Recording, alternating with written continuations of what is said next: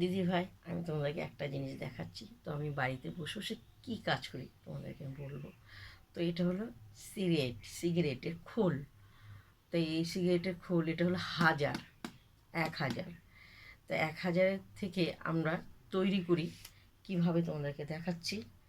যে আমি এতটা বের করলাম, এটাকে আমি এটা ফুল করবো, কারণ এটার গায়ে গায়ে লেগে থাকে। এই ফুলটা করলে কিন্তু গায়ে গায়ে লাগবে না। দেখো খুব সুন্দর একটা ফুল করেছি তো। তো এবার তোমাদেরকে আমি একটা তৈরি করা দেখাচ্ছি। এটা তৈরি করেছি। তো এখানে আমাদের এই আঠাটা আমাদের নিজের বাড়ি থেকে তৈরি করতে হয়। আমরা ময়দা দিয়ে আর তুতো দিয়ে এটা তৈরি করি, কারণ তুতোটা দেওয়া হয় কেন, পিঁপড়ে ইঁদুর খেতে পায় না। তো দেখো এইভাবে আমি তৈরি করা দেখাচ্ছি, বুঝতে পারছো? এইভাবে এইগুলো সব বসে বসে এরকম খোল করতে হবে, পুরো 1000। তো আমি একটা তৈরি করে রেখেছি, তোমাদেরকে দেখাচ্ছি। এই যে যেটা দেখালাম, এটা এটা হলো 1000। এই 1000 তৈরি করেছি। তৈরি করে এটা এরকম একটা বান্ডিল এর ভেতরে আমরা ঢুকোতে হয়।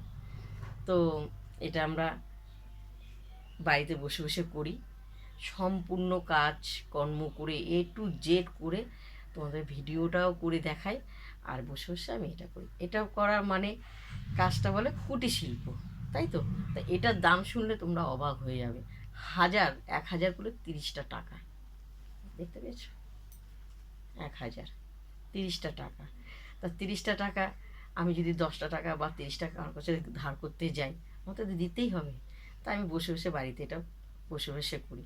তো এটা আবার এইটা কারখানা যাবে ভেতরে, ওই যে বিড়ির তামাক আছে না, তামাকটা ঢুকাবে, ঢুকিয়ে তারপরে আবার এটা আবার আলাদা করে লোক আছে প্যাকিং করে বাইরে দেশে এটা চলে যায়। এই বিড়িটা আমাদের এখানটা না, বাইরে বাইরে দেশে চলে যায়। বুঝতে পেরেছো?